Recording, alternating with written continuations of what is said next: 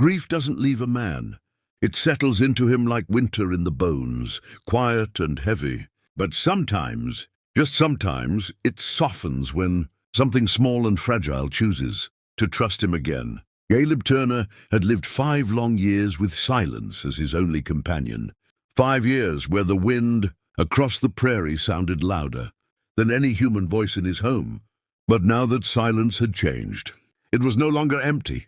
It carried the soft clatter of dishes being washed by smaller hands, the faint hum of a girl trying to remember a lullaby her mother once sang, and sometimes in the early mornings, the hesitant laughter of someone learning that safety might not be temporary after all. Eliza did not transform overnight into a carefree child.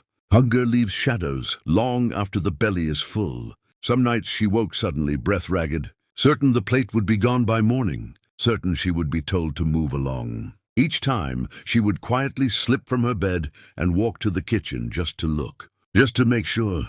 And every single time, she would find bread, wrapped in cloth on the table, and a pot of stew left on the stove. As if Caleb knew reassurance sometimes needed to be seen, not spoken. Caleb noticed more than he let on. He saw how she folded leftover crumbs into a small square of fabric and tucked it beneath her pillow. He saw how she flinched at sudden knocks. He saw the way she studied him when she thought he wasn't looking, measuring whether his promise still stood. But Caleb was not a man of many speeches. Instead, he showed up every day the same way, steady, solid, unchanging. He rose before dawn, tended the horses, repaired fences, and when she insisted on helping, he handed her smaller tasks without making her feel small. That was his way of saying she belonged. But peace on the frontier is never guaranteed, and Hank Brody was not the kind of man who let things go simply because he'd been told to ride off. Brody had long envied Caleb's fertile stretch of land, the strong well that never seemed to dry, the cattle that stayed healthy even in lean seasons. Seeing Caleb soften, seeing a child in his yard, looked to Hank like weakness, and weakness in Hank's mind was opportunity. One afternoon, when Caleb had ridden out to check the north boundary, Hank came back. He didn't shout this time. He didn't smirk. He simply rode slow past the fence, while Eliza brushed Daisy near the barn. His eyes lingered too long. "You sure he plans to keep you?" Hank called casually.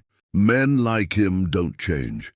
Eliza's hands tightened around the brush, but she didn't answer. Hank leaned forward in his saddle. "Winter's coming. Food gets scarce. Folks start counting mouths." Then he tipped his hat and rode off again, leaving behind something far more dangerous than a threat: doubt. That evening, Eliza was quieter than usual. Caleb noticed it right away. He had learned her silences now. Some were peaceful. This one was not. When supper sat untouched in front of her, he finally asked, "You sick?" She shook her head. After a long moment, she whispered, "If winter's hard, you can send me away. I won't be angry." The words were careful, as though she had rehearsed them. Caleb set his fork down slowly. "Look at me," he said. She did. "You think I speak just to hear my own voice?" She hesitated. "No, sir."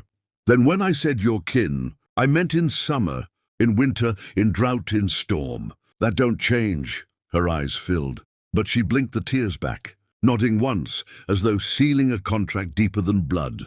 Winter did come, and it came harsh. Snow fell heavy across the plains. Fences disappeared beneath white drifts, and feed had to be rationed carefully.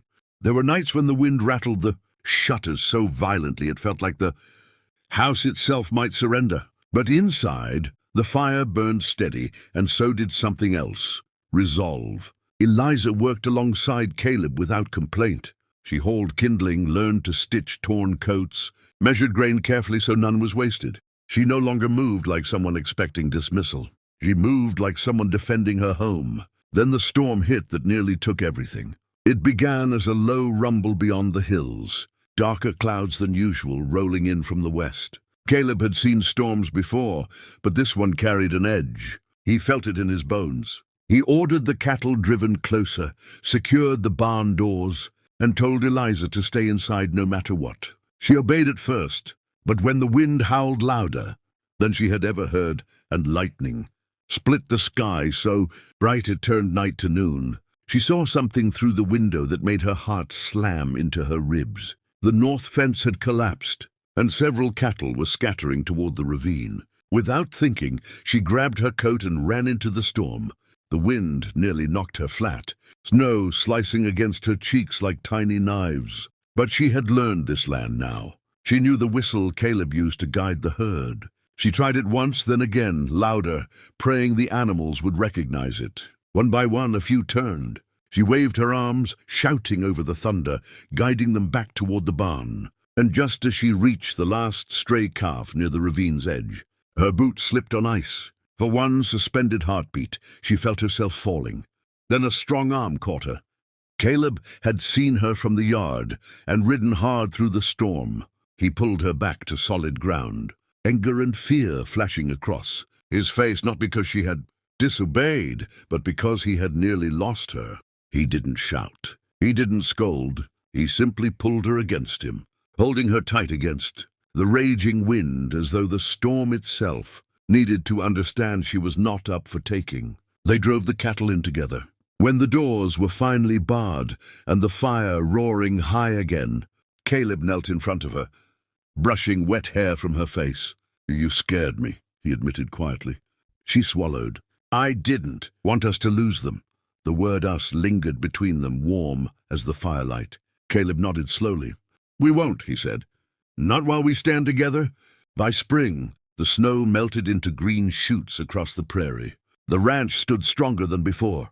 Hank Brody rode by once more, eyeing the repaired fence and the healthy cattle. And this time he said nothing at all. Because strength doesn't always look like muscle or numbers. Sometimes it looks like a man and a child standing side by side, unshaken.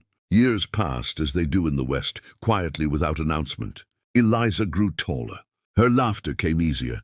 The shadows of hunger faded into memory rather than fear. And Caleb, the stone around his heart had not shattered, but it had cracked enough to let light through. He found himself smiling at small things, teaching her to read from an old Bible his wife once loved, telling stories by lantern light about the early days of the ranch. One evening, long after the sun had dipped low and the prairie glowed gold, Eliza stood beside him on the porch, no longer trembling, no longer starving. She looked out at the land and then up at him. "You saved me," she said softly. Caleb shook his head. "No," he replied. "We saved each other." And that is how it remained. A hungry child arrived shaking at a fence line, expecting nothing but one more closed door. Instead, she found a plate set before her and a promise spoken without condition. On that wild stretch of frontier, where survival was never guaranteed and kindness was rarer than rain, a rancher chose family over solitude, and from that choice grew something stronger than blood, loyalty forged by hardship, love proven in winter, and a home built not by birth but by bond. The wind still whispered across those plains, but it no longer sounded like a child trying not to cry. It sounded like laughter carried wide under an open sky. And in that house beyond the fence line, no one ever went hungry again. The end